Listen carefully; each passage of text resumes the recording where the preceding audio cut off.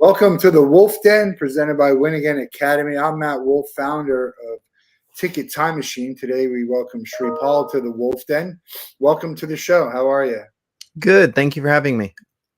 For those who don't know who you are, give a quick intro, and then we'll get to it. Sure. My name is Shripal. I spent over 10 plus years in sports. I used to be the former chief strategy officer at what was then the Washington Redskins, now the Commanders. I was chief digital officer for an agency called Catalyst, doing brand campaigns for Under Armour, Dick's Sporting Goods, and Subway. They're now part of WME, and now I am a chief digital officer for Shop Your Way, which is owned by Transformco. And I do angel investments for a handful of sports tech companies through Next Up Ventures while I teach at Georgetown. Okay, and you wrote a book. It's called Leveling Up with AI, a strategic guide to AI in sports marketing. Why did you write this book? Tell us about it. Sure. So I felt when I was going to a couple of sports marketing conferences last year that where everyone in sports was talking about AI, working in retail, retailers had been doing those things for years, and what people were presenting as new really wasn't, because AI and machine learning had been here for a long time. The impetus of the book was my daughter was competing in a history competition in Rome, in Italy, and I wrote the book on my iPhone because I had 3 to 5 hours every day of spare time, and that gave me the time to really crank out the book, because I really felt like there was this gap that sports is usually one of the leaders, but when you look at where the industry's been comparatively to some of the other verticals, I felt like there was a gap. And I didn't feel like anyone was really speaking to things that were emerging, especially when you look at what's going on with generative AI and how fast things are evolving. I just felt like there was an opportunity to speak to that. So you talk AI is artificial intelligence, and machine learning is how the AI works. To explain a little bit more for the audience who might not know much about it, a good point you made is this stuff has been around for a long time. It's starting to get more popular now, and it's sort of been grown on the capabilities of it, and how easy it is to use for the general public with maybe some of these other functions, right? But give us a quick background on it. Sure. So artificial intelligence has been around for years. Usually you needed a team of developers and data scientists where they would create software applications using artificial intelligence and uh, machine learning to do prediction algorithms for different things, right? It could be for pricing, for sales, for when to send you an email. That type of technology had really been around for a while. What's really new with the advent of what they're now calling generative AI, or what I think most people know as like Chat GPT, is that these what they call LLMs, not to use too many buzzwords, but learning language models, they're learning upon themselves, and you don't have to be a coder to interact with it. You can just in essence talk to it through a text. And that is what was really intriguing to me. And I've been doing this now, for ever since it first released in beta. And the power that I believe that you can democratize it, it's sort of giving a person an army of others, other sort of virtual skills, right? To either accelerate or augment what they're doing. And I think that was, I hadn't been this excited about something since the early days of social media. And that's what I think, that seeing that sports was already behind with where retail was going, seeing the ability with generative AI to put the power of AI in someone's phone, I thought that was really a game changer. What is the main use case that you're excited about for this technology? So I think for me, with generative AI, the use case is really, it reminds me of the old cartoons growing up. It's like the admin in your pocket to do almost anything that you need. And I'll share some use cases. I I used to historically always be last in my fantasy football league. I use ChatGPT to help me in my fantasy draft and my game day picks in a group of all sports marketing folks, and I was able to make it to the championship game. I've used it to off of my iPhone to write this book. I've used it to my daughter turned 13 and she's a huge Taylor Swift fan. I created a birthday card poem where every series of at least one or two lyrics from every album she ever did. I'd never be able to figure that out, right? I'm a PTA president of my daughter's middle school. We've won 3 grants where I've created a virtual grant writer to help in writing the grants, and then I created a virtual panel of judges to critique that grant, whereas basically critiquing itself. It would then revise itself, and I would submit, and we've won a few $1,000s. I teach at Georgetown. I I take our class notes from the book chapters. I feed it into the AI. It creates an executive summary and discussion questions. Things that used to take me hours, I can now do in about 18 minutes. So I'm the most excited about the ability to use it in essence to almost anything. I've been able to create heat maps and data visualizations, insertion orders, real estate contracts for I have a second home. That the applications I think are really endless to someone's creativity. Now that there's a lot of obviously positive talk around ChatGPT and AI and generative. What about the negative? Talking about taking away uh, the writers and people who are doing certain jobs, and also possible copyright. I know there was some stuff going around in the schools about kids using this stuff to write papers and to do their homework. And I think there are some ethical dilemmas, right? I think around transparency, data privacy, and working to mitigate biases in the AI algorithms. But if we take a step back to 2010 and 2009 with YouTube, and people were taking illegal movies and just posting on YouTube, there was a lot of the same concerns. Or when people were trying to tweet or just taking written content from writers and just pushing it out, a lot of that was still there. So I think from a content creation and distribution point of view, there are things that need to be worked out. However, from a skill set acceleration point of view or an augmentation point of view, I think there are things people can jump in right away, right? Creating a project plan off of some notes, taking a creating a graph or diagram. Those are things that really don't have some of the same connectivities, but if that frees up hours of someone's time over a span of a week, what can they then be more focused on? So I think it's really a balance of how you prioritize, which to me was no different than when I was at Catalyst Public Relations and we were teaching major corporations on how to go out to when social media was in its infancy. There was very much a similar sort of approach, even with sports teams, where general managers didn't want their folks posting on Twitter or Facebook what player was walking in, for an interview, right? That was considered sacrilegious. Now, 10 years later, teams do that all the time. And and so I think there is sort of a evolution that has to occur. Who's going to do the policing of all this and the sort of ethical guidelines, enforcement, regulation? So I think it's going to be, not just like a broken record, very similar to social media, where organizations had social media policies. The platforms that were doing the distribution, like a Facebook, Twitter, YouTube, started creating automated algorithms to detect for copyright infringement. And they then started doing rights deals with pro sports leagues, media companies, and individual and content creators. I think for AI, it's not dissimilar.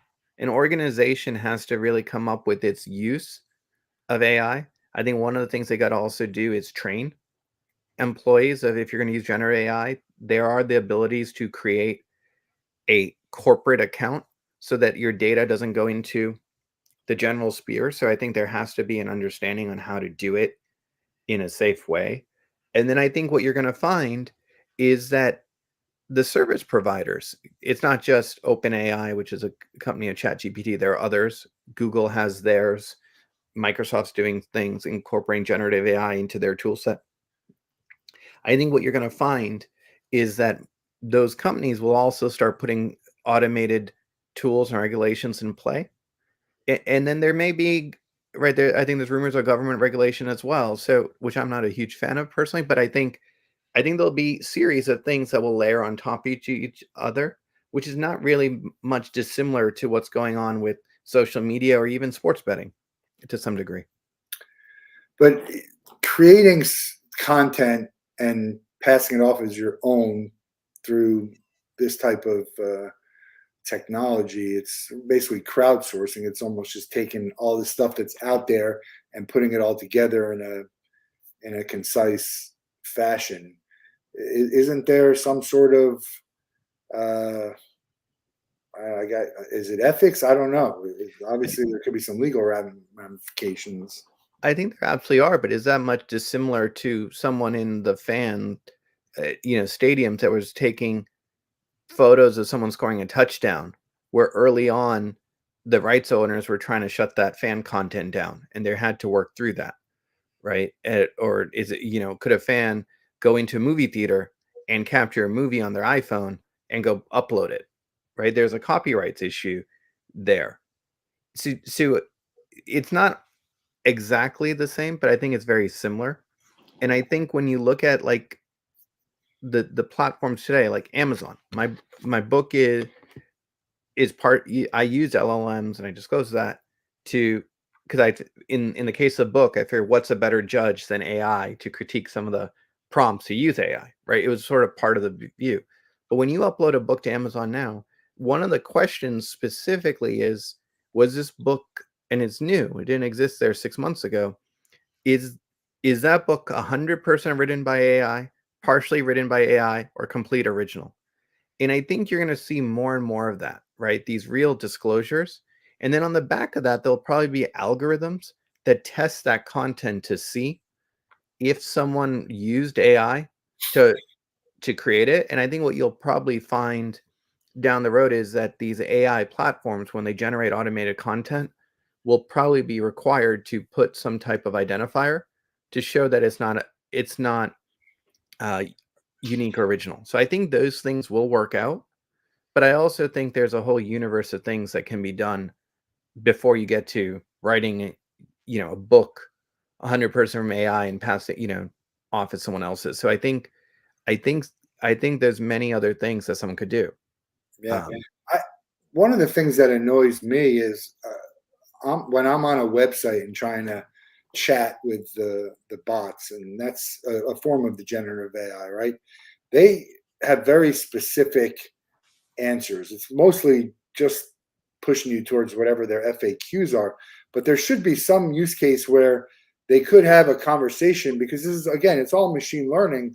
It's all what's input in there. At this point, these companies probably have thousands of different scenarios that they've been in that you would think they should be able to incorporate into this. so that is the gap, right? The chatbots that were using AI were not generative AI. So the reason they feel scripted or viewed is that they didn't have that technology. What you're finding, I just came from e-tail, the big retail conference, is the people that are the vendors that supply a lot of these retailers are now upgrading many of those chatbots to have where they're licensing that technology from a OpenAI or someone else to make these chatbots smarter. So I think what you'll probably see a year from now is that more and more of these chatbots will be more conversational. That exact frustration, which I have as well, I think it's because you've had these rudimentary chatbots. In some cases, they're as simple as someone just uploading 10 questions and answers, and anything else, it just directs you to an FAQ. Some had some level of AI. Some have a live agent. So that technology is evolving. But I think the gap is actually is that when you talk to Chat GPT, you don't have to be very prescriptive. If you just go in and start talking about things, it will adapt to where you are. Like, you don't have to be a Taylor Swift aficionado or a fantasy football expert to help them say, I need some help to draft my fantasy football. I'm really bad at it. As a fantasy football expert, can you help me? Right. And I could just have a conversation. So I think that I think is going to be one of the things that's very exciting to me. But my point was, like, that's what people in the sports industry talk about is like the big thing. To me, that's really just a baby step, which, a lot of retailers are already in process of switching to. And I think there's other things that could be even more impactful in the sports industry. Yeah, your book is concentrated on sports marketing. AI, again, been around forever. It's starting to really uh, take off. Where is sports lacking, and what is the excitement for the future of using this in sports? Absolutely. So I think the first thing is, right. I think there has to be, besides the ethics, there needs to be a breakdown of the barriers, right? There cultural resistance in a lot of organizations to want to embrace this because of the fear. I think if they get past that, I think there's so much that can be done for fan engagement and excitement. I'll put down the ticketing space. When most people that work in the ticket office are fresh out of school, they're cold calling, they're sending on emails. If you've received some, you'll see they're usually not that great. And the reality is, if there's 10 new people in within, let's say, 18 months, 7 or 8 out of those 10 people may not even be there. So it's high churn, not great content. Now, if you had a chat GPT as almost like your ticket sales coach, where you could feed it your emails and it could help, instead of making it sound robotic or like a canned template that was sent to a million people, but really help personalize and create more that personalized custom view, so those entry level people can engage with that fan, and if they know like who your favorite player is, or if you like away games, that I think is going to lead to a better experience for both the ticket salesperson and the fan. um, I think there's things like, what's going on with youth soccer with Trace, right? It's a video camera that films the entire game. It uses AI to create custom uh, player video features of say your child or whomever. A lot of club soccer teams use it. A lot of pro teams could be using that technology like that to automate their player packages to free up their interns or their video production staff, so they could create better content for their fans in their official game day app. Right, the amount of time people are spending to create player packages is still a very manual thing. Right, if you want to create fantasy content, if you want to create statistics, so that is the stuff that I geek out of, because it's so interesting, the things that could be done. And there's even things like, again, going back to the ticket office, send time analysis, custom subject lines, using AI to look at all these parameters to really find the time. I may prefer things at 10 o'clock at night. You may prefer it at 10 o'clock in the morning.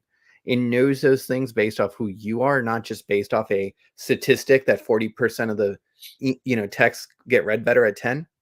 And I think when you start seeing that, it's just going to continue to open up more and more engagement that's going to build on itself.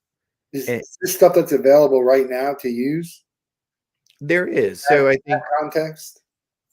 yeah, so I think a lot of the email and SMS sending, there is a company called Attentive that my company Transformco has been using for years. It's been around in the retail space.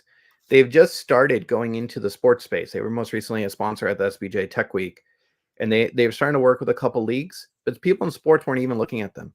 And they use AI to determine dynamic subject lines. So because retailers have files in the millions, right? Tens of millions or more. And they're creating dynamic subject lines and dynamic send based off of every person unique visits. If you did that for a sports team, that could be really impactful, or a league. So I think that's an example of something that was in retail that's coming over. Trace is very popular in youth sports. Could that be used by minor league or collegiate media, departments to create more content so they can move faster? Probably. Um, and then for the ticket sales, I do think taking an enterprise license of something like a Chat GPT or a Claude, the Claude 3 right now is probably outperforming GPT 4 if you in the AI news. But what's interesting about that is if we look at the normal cycle of someone that enters a ticket office, if say 2 out of 10 were really good, eventually if someone got promoted, they would move into sponsorships and they leave that org.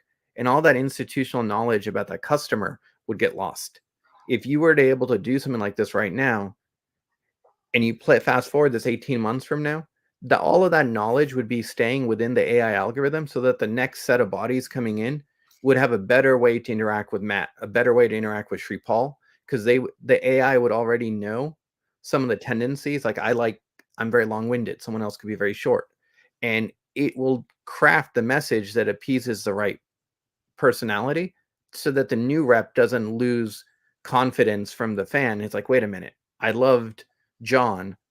I hate Tony because he just annoys me all the time because he's just texting I mean, too some many. of that can be done through CRM, right? Is that just and data that's stored, and then this will help use that. It's like if you don't have good data, it doesn't even matter what the AI has because it's not going to be able to point you in the right direction. You're going to have to keep teaching it. Absolutely, right? The more data points you have, the faster it can go. But how many teams do you know of that have CRM systems that still don't always use them, and they're still sending these archaic, right, text or emails because they're not really plugged in? So I I get think emails from plates teams that I bought a decade ago, 15 years ago, from a random trip I took. I don't live in the area. We just happened to exactly. buy. So so I do think y- you the way I look at it is just like social media. You first have to learn and teach an organization how to interact with AI. So just like people had to learn how to tweet. Now you have 60-year-olds that tweet. 10 years ago when they were in their 50s, no one thought they'd ever be tweeting, right? And now, or posting on social. So I think there is that learning curve. As you do that, you could then look to connect that in the generative AI points into the CRM, but it's not necessary to get started, right? You could work in sort of just like many people do with different browser screens, right, hand in hand. But once you see the processes, one sees what works, that's going to lead to the right requirements to then talk to your IT department and say, hey, this is working really well. How do we automate this with our CRM system, be it HubSpot, be it Salesforce, Microsoft Core, whatever teams are using these days? And then that integration can happen because it's based off of an actual business case where you've seen the results. I think too many people are jumping without actually understanding the business problem. So I think a lot of the early adopters that are trying to build these solutions are doing it in a vacuum without really understanding the customer set.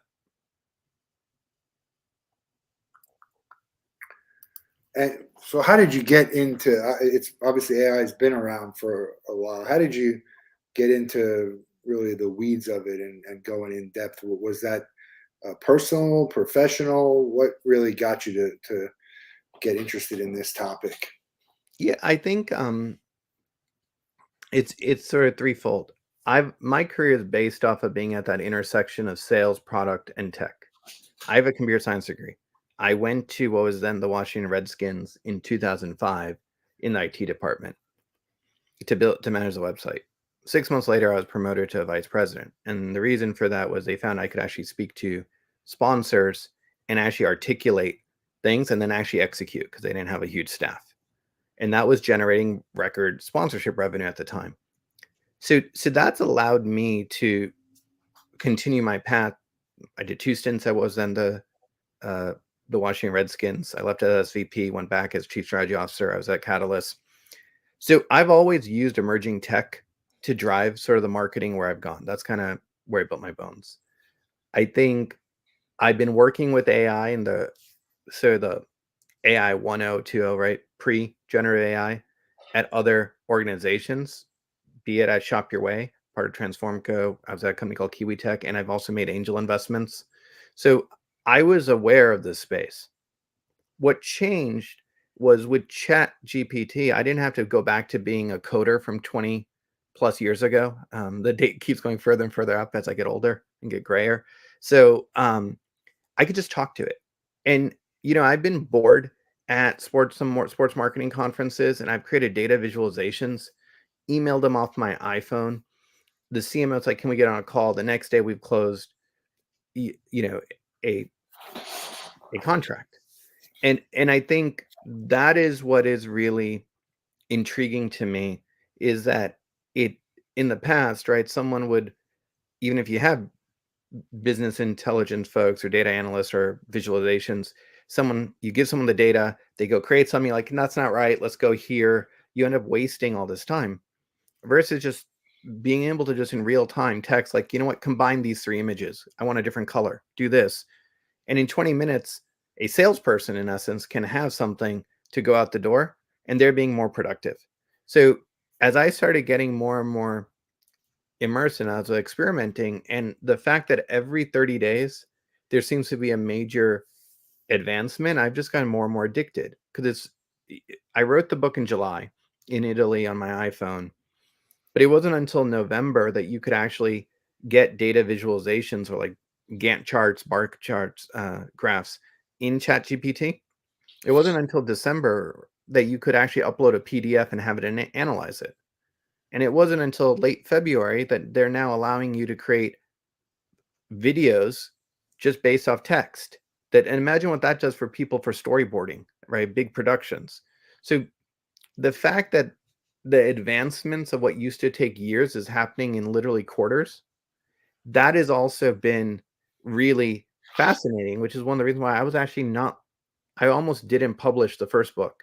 I actually wrote the second one before I was willing to hit publish on the first one, because I just really felt that it's so much of it, while it's still relevant, I wanted it to be current. And that's always been the challenge here. Yeah, it's moving really quick. I liken it to, back in the day, augmented reality and virtual reality. They've been around forever, and they're sort of emerging technologies now, but they're not emerging at the pace that the AI is, and the affordability. That's the key for this, is that anyone can really use it. You don't have to be good at anything to use it. You'll learn how to use it as you're using it, but you don't have to have any real specific skills to go ahead and use ChatGPT or any other type of service. Yeah, and I think that's what's really fascinating, right? Is that there's going to be that shiny object syndrome, like augmented reality AR. People who started doing like these random shiny objects, but they didn't have any real business value. It's now taken 5-6 years for people starting to see the real value of augmented reality for wayfinding and other things in sports. And I've been looking at that as I've been mentoring or investing in early stage startups. I think what's interesting, on the AI front, is that it allows you can use it for creation, but you can also use it to learn things. Like, I'm not a huge HubSpot expert. I wanted to do certain configurations. I just asked ChatGPT how to do it, and I was able to fix it.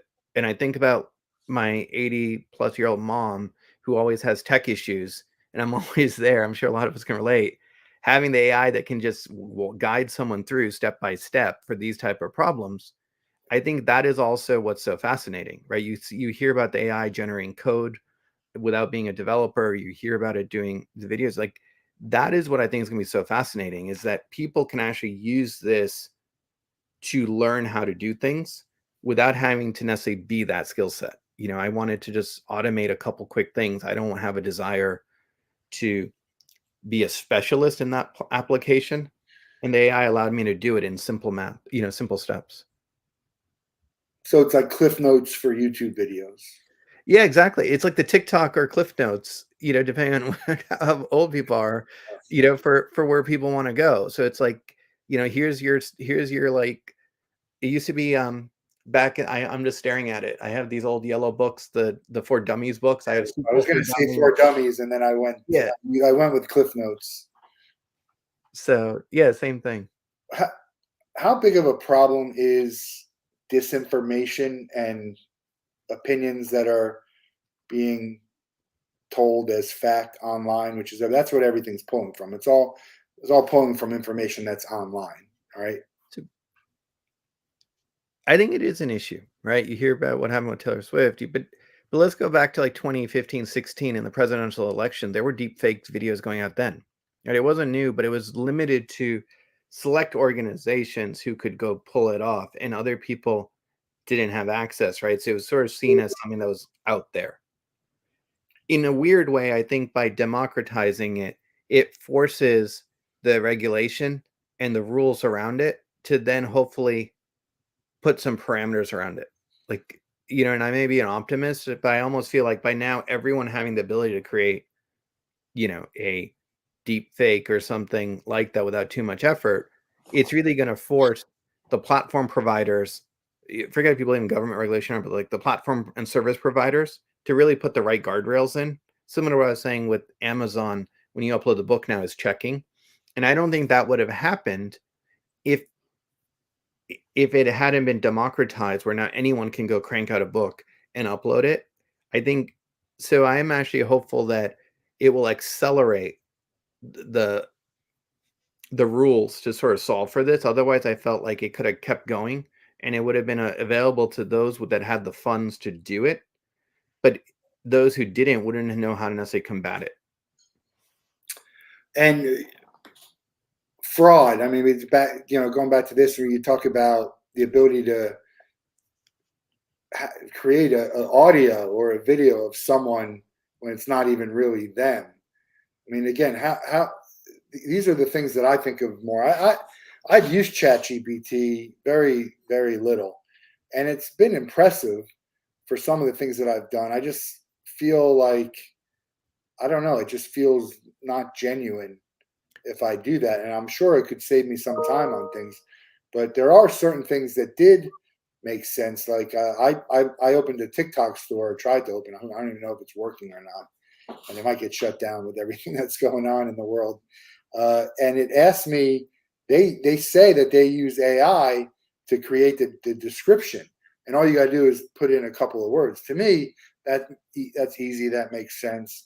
But there's other applications that I just wouldn't like. I don't know, creating a post about, even if it was a post online on LinkedIn about generative AI, and they could write this whole article, and just people could be saying that they're a thought leader or an expert on something when they're not.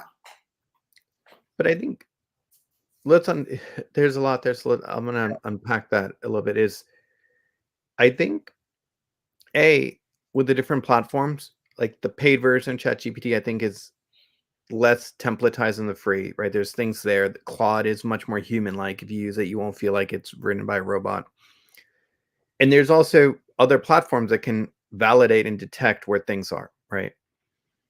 I think what you're going to find is similar to how there are applications out there that people are using to detect to take down unauthorized videos or images, right?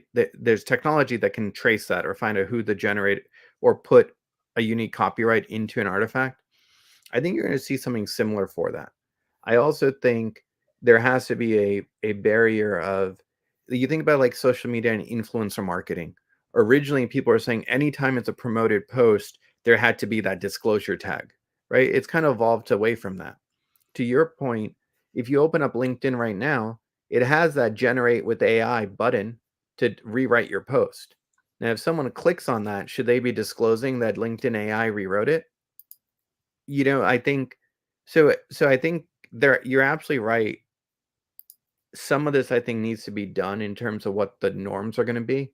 But I also think there's going to be that sort of view on that. I think when people were originally posting highlights or other clips on Twitter, right? It was same thing. Well, I don't know, should I be posting,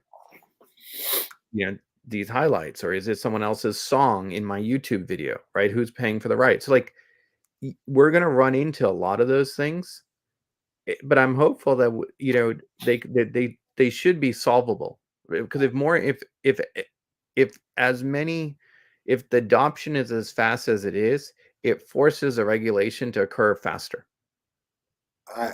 Yeah, I mean, you're more optimistic than me that people are going to want to do right or do good or care about that, or they're not just trying to get ahead without. But that happens with everything.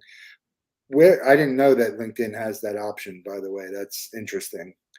I would be interested just to see what it would do to rewrite it. But um, and that's really what this whole thing is it's trial and error, right? Because very rarely is this gonna just you write something in there, prompt it, and it spits out, and you don't have to edit it, right?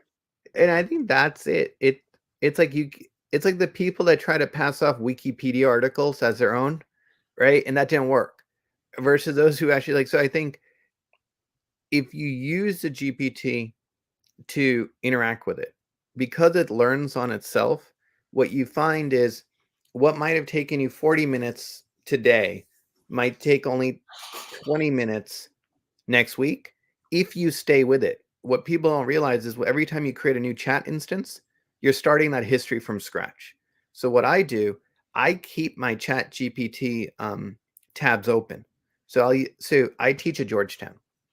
I We have a new book.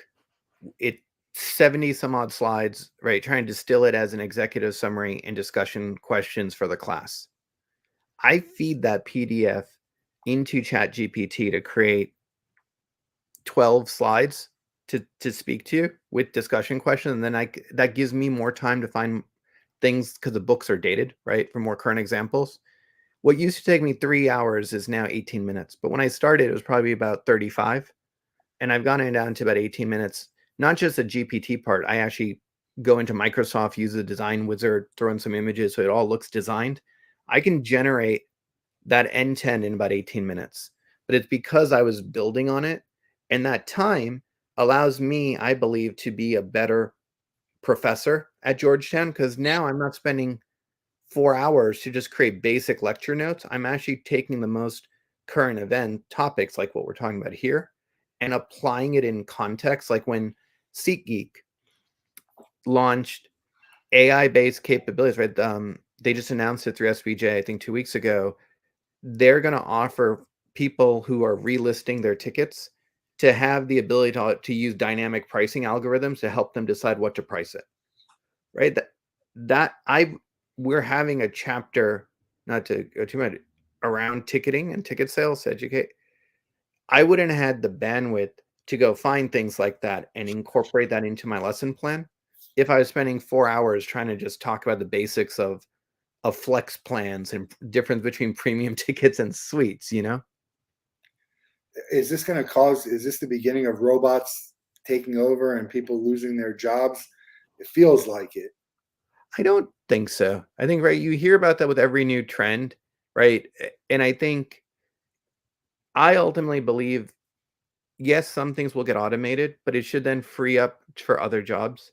But I think what it will do for the specialists, it allows you to potentially have other skills that you may not other have, or it'll free up your capacity so you can do more.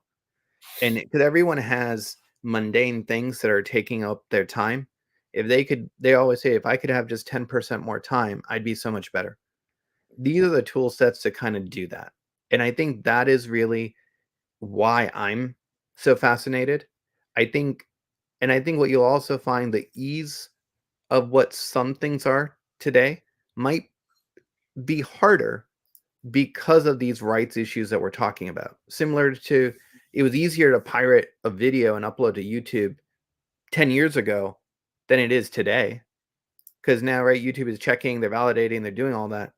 Or probably 5 years ago, because the Right, but I say you're talking about things that are clearly illegal versus things that are maybe borderline illegal, and then you were talking about ethics. So there's a little bit of a difference there. And again, who's gonna police it, regulate it, enforce all of that? That's to be determined, or whether it even needs to be. But I think you're going to run into that even if right? We had that issue with sports betting. We had that issue with CBD, right? Now that CBD is legal in certain states and now NIL rights, there's an ethics issue, right? Are athletes allowed to do it or not? Who's policing it? Who's checking it? Sports betting, who's making sure the guy in the ticket office or the girl isn't placing bets, right? All of those issues in some form exist. AI is just another example, though, right? When sports betting first came out, you look at how fast people have turned. When I was at was then the Washington Redskins, we did a deal with MGM to help as a sponsorship, no use of marks, so they could build MGM National Harbor. The organization got villainized. Why are they working with a casino and everyone else? The same people that are villainizing them now, barely 10 years later, are gladly accepting millions and millions of dollars from the same people that they said, this is really unethical. I can't believe this team's doing it. So ethics also evolve. Gambling is one of those things that the lines have been blurred, in that case. So I do get that. What's the limitations? What can't this technology do today? And do you think that'll change? I think it's moving so fast. Right? Like I said, 30 days ago, you couldn't text it and have it generate real videos, right? 60 days ago, you couldn't feed it a data set and then get dynamic graphs. So, right, the technology is evolving on the generative public side really quickly. In that sense, there's private AI algorithms that are probably even materially better that are still working on new applications that we're not seeing. And that's on a basis of monetization. That's what we'll see later when they figured out how to monetize it. I think so. But I think what you're also going to see, to answer your question, there's a cost.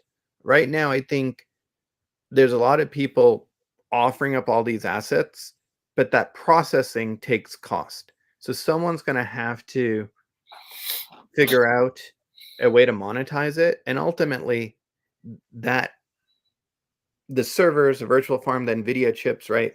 That's going to be your ceiling until you can get to the next sort of iteration, right? Just like when there was the iPhone App Store, everyone under the sun was trying to launch an iPhone app. Most of them were really bad. You kind of had to go from hardly any apps where they're really good apps to a lot of bad ones to then actually having functional ones that people are using today. I think we're going to see a similar evolution of core things right now, shiny object syndrome, and then there'll be a lot of clutter and crap that will sort of get weeded out. And then there'll be real use cases based off real business cases. And I feel like I see that today with iPhone, right? It's that the apps today are very different than the apps even 5 years ago, right? There used to be that app of like the virtual beer where people would have an app just to act like there's a beer in their phone, right? Like they were just stupid things that were coming out early days. And that's with any new distribution technology. So I feel like AI is no different. And we forget about these things that millions of people are downloading this app to make it seem like they're drinking a beer on their screen, right? It's a stupid thing, but people were doing it and it's somewhat worthless, right? And there was hundreds of thousands of those type of stupid things that were just cluttering up the app store for the longest time. Who's using this technology well? So I think in the retail space, there's a lot of retail folks, right? I think they say like if you look at the Fortune 500 retailers, over 55% of all emails, the subject lines of some form are AI powered. But in sports, I think the NBA does a phenomenal job. I think you look at what they're doing. They did announce a partnership with Fast Break AI. That is, to me, was really smart use of AI, right? You think about creating the league schedule. It's the most manual, mundane process, all these permutations. And then if someone had got injured or blew out their knee, I think of NFL because that was the world I lived in, right? And someone blew out their knee, ACL injury, new draft, new trade. You had to then go try to quickly. The leagues would then delay the schedule, right? There've been years where I'm sure we've all seen where the league's announcement of the schedule and when it went would get delayed. Having AI to look at all these permutations to allow an organization to go faster, I think is phenomenal. I also think what they did with Second Spectrum, right, which has been going on for a few years, I think that is really interesting because that's using the AI to really create those play-by-play animations, the player tracking, that's providing a better experience. And then I think what F1 is doing with AWS using the data to kind of really provide the advanced analytics. I think without the AI, manual data analysts weren't going to be able to keep up to the way that you're seeing it. I think it's starting to be transformative in F1. So those are some examples of AI that I think are brilliant. You wrote 2 books, it sounds like, right? You said because you were writing the second. Yeah, I'm in the process of publishing out the second one. In the process of publishing the second one. Any future plans on writing? Is it going to be just an extension, an update? Are you going to, do you find a new subject to talk about? Yeah, I'm just fascinated. I never thought I'd be a writer. And like, let's full disclosure, this is where the AI has helped me. I have a CS degree. All my friends that I worked with will tell you for years, I used to make them proofread every single email, every single thing. And I used to be that pain in the whatever colleague. So now to be able to actually have the freedom to do this has been interesting. The first book was meant to be an end-to-end sort of overview on AI. The second book, for a lot of the questions you're getting at, is more of a framework. How do you go about creating an AI ethics policy? What are the prerequisites? What's needed? So the second book is really meant to be a framework to start these type of projects. I don't know if I'll write a third one, but I think where I'd love to go, because of my day job working for loyalty, is I think there's an opportunity to really look at loyalty in AI, because I think while sports teams have a lot of loyal fans, when you look at what they get out of their loyalty programs versus Starbucks or some of the major retailers, I think there's a huge gap. Yeah. And I think so that might be the third book I've been toying around of where I go. Well, let's talk about Shop Your Way. That's where you're at. You're the chief digital officer there. What is Shop Your Way, and tell us about that. Yeah, so Shop Your Way started as the loyalty program for Sears and Kmart. It has evolved to being a more retailer agnostic loyalty platform. We have over 7 million active members.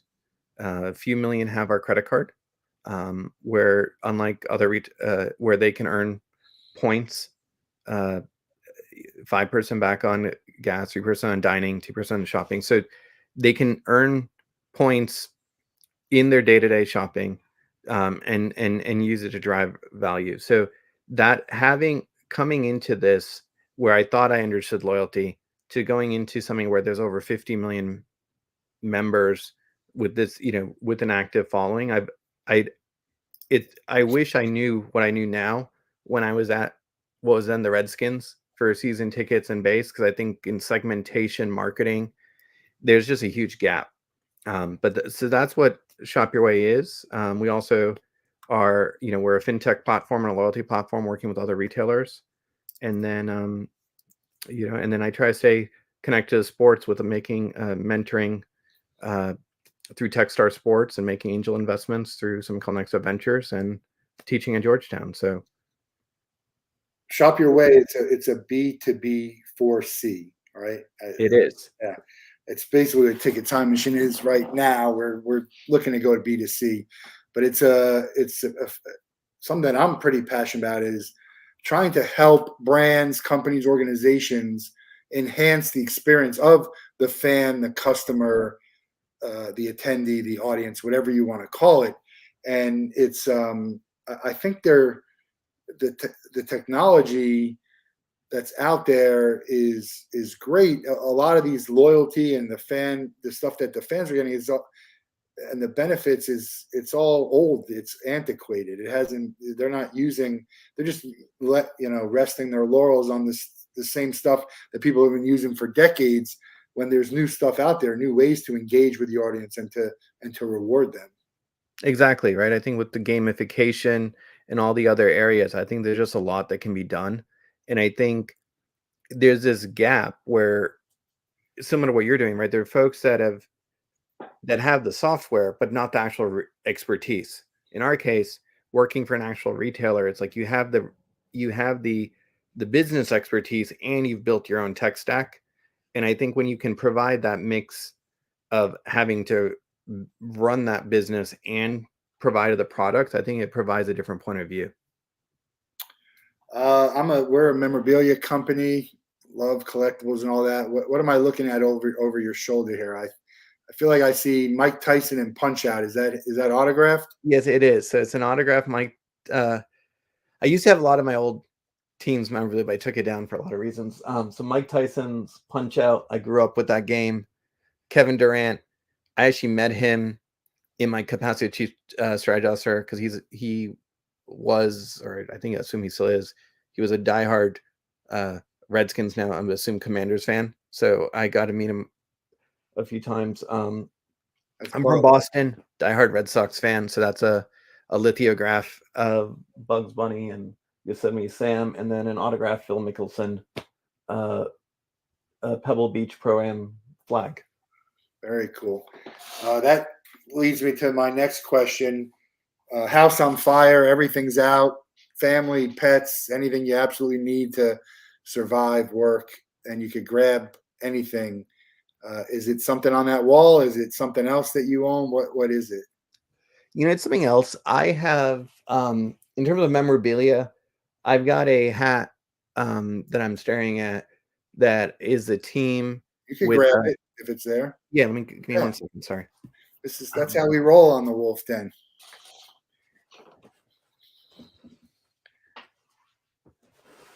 So this hat means a lot to me because it is from the 06-07 season with Coach Gibbs. It has Sean Taylor plus Clinton Portis, Santana Moss, and everyone on here. So this is one of the more priceless things I've kept. I also have, it's actually another room, so I can't. I have a game used helmet that I had Sam Huff and Sonny Jurgensen sign. I got to spend a lot of years just eating a lot of dinners at Morden. I was a vegetarian, so he just make fun of me with them, and knowing what legends they were. So that's why. And then I have one basketball signed by, it's a Kentucky basketball the year John Wall and everyone was drafted. I think it was the first time 5 players in the first round. Yeah. But with a big Coach Cal right in the center. And I went to UMass Amherst, and Coach Cal was still coaching then. And I used to be the computer science tutor where the basketball players would come into my dorm room to use my computer, because back then not everyone had computers in the room. So those are probably my most priceless. But the hat is number one. The hat would be number one. Probably. Yeah, just because of the Sean Taylor piece, I don't think you could ever replace this. No, you can't. I actually played Haggis Hoopla at UMass back. Was that around when you were there? It was. Yeah, we played. So that was in my high school days and my freshman year in college when I went and visited a friend who went to school there.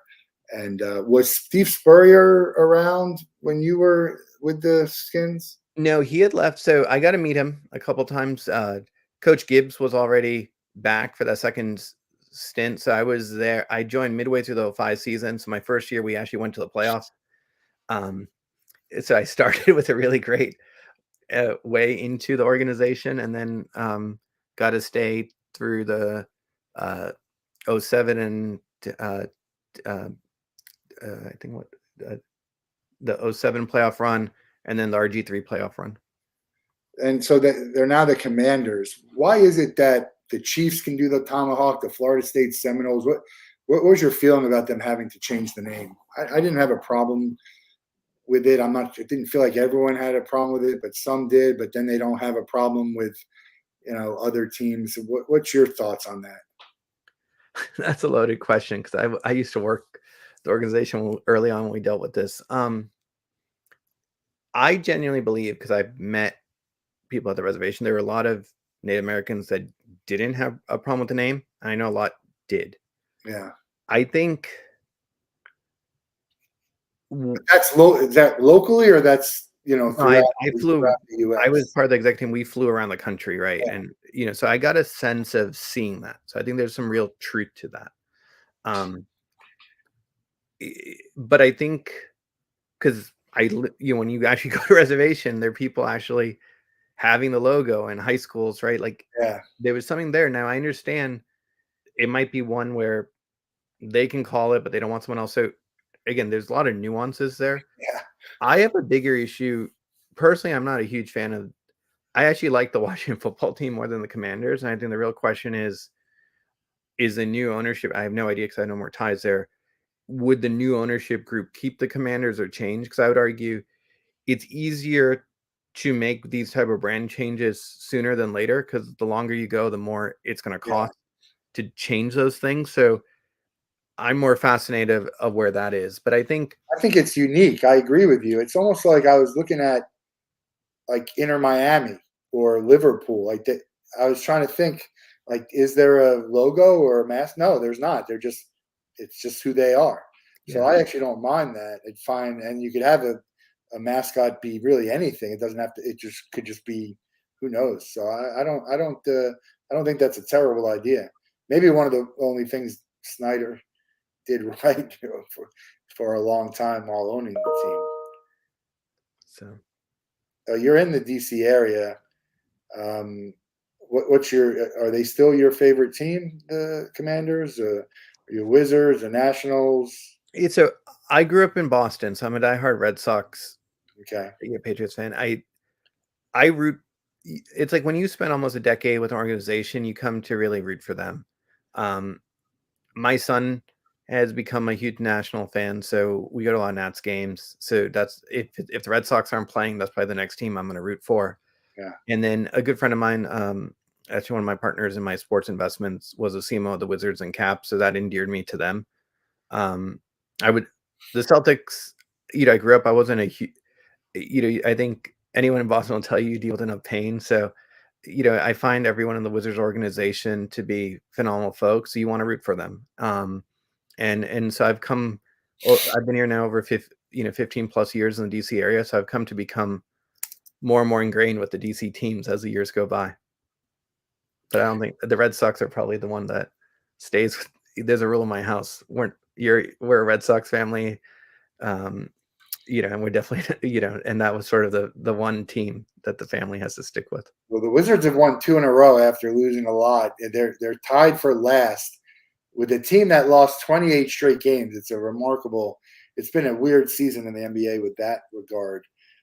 The Savannah Bananas, we're big fans of the Bananas here at Ticket Time Machine and the Wolff Den. They're actually coming. They just played in Houston at the Minute Maid. They're coming to Nationals Park. Are you going to see them when they're coming? Yeah, I may try to actually. It's funny they brought them up when they actually came up in my Georgetown class yesterday.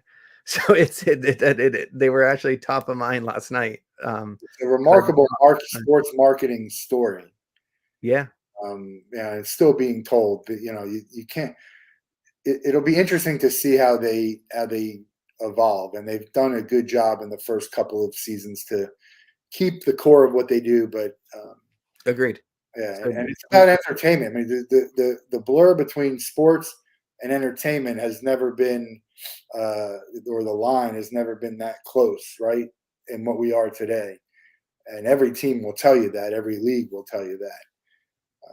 It's part of it's great about sports if you're attending this stuff, but it's part of what might frustrate you as a fan to see.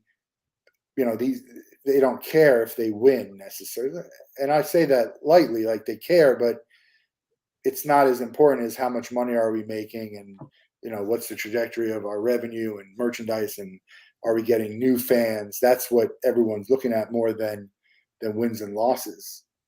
Um, and it's it's a it's hard very dynamic. disappointing as a fan. It is, but I think it's also a hard dynamic in certain leagues where the valuations are coming off the media rights, but the operating side, that some of the teams are still losing money. And if you're not like a billionaire, hedge fund owner, and you're trying to prop a team together, I think there's balances there. So, but it is frustrating as a fan. Like I look at the Red Sox today, and I can't believe they didn't sign any free agents, and they charge. They're one of the highest revenue teams in all of baseball, so that they shouldn't have an excuse, yet they're not. And so I think that frustration is somewhat universal. But I think when you look at a lot of the other leagues, I think some of the economics don't always, you know, You've been out of the sports. Do you ever think about going back into the sports world on the team side? you never know. I think what I've tried to do is like while I've been at Shripal, like I said, I've been angel investing in a lot of startups. Uh, mentoring in the Techstar Sports Comcast Accelerator. So it's allowing me to go. But I think the reason I was able to do so well in sports the first time is that I had come from BarnesandNoble.com and e-commerce background when it was still $1 billion entity, and no one had that experience coming into sports, and that allowed me to really differentiate myself. And I think, if I could, I've always picked my career paths where I think I could learn something. One of the reasons why I joined Shop Your Way was I thought it was really fascinating to see what was going on with all this AI data science. Like, even though it was Sears, his parent company, to see what was going on from a tech side, it blew my mind. And then looking at this, the fact that you have an audience of 50 million people in a database, 7 million are still active, yet how many stores are out there? It's like, that's real loyalty, that's real fandom. And it's like, if you could take that and now apply that to a sports organization, I think it'd be a game changer. So, I think we'll see where the future goes, but my goal has always been to go somewhere where I feel like I can learn something and make an impact. And I think, right so far, I've been able to continue to learn stuff at Shop Your Way while I'm making an impact. So we'll see where things go. No sign of this slowing down, this technology. No, I don't think so. I think that's what's really exciting about this, seeing where it could go. And I think someone who can apply this, similar to how the early adopters who could monetize social media, I was pretty good at that back in the day. We used to be number one in social media revenue when I was driving it. I think that'll be an advantage for folks. And I think hopefully there'll be folks that can do that on the AI side. I look forward to seeing that, or to hopefully inspiring some of that. Well, if you are interested in learning more about AI, reach out to Shripal. Got the LinkedIn on the bottom here, but you could find him. Get the book on Amazon. It's called Leveling Up with AI, A Strategic Guide to AI in Sports Marketing. It can be found on Amazon. We're going to let you out of the Wolff Den with the same question everybody gets. You can spend 24 hours with anybody in the world, but they have to be alive and you can't be related to them. Who would you choose and what would you guys do?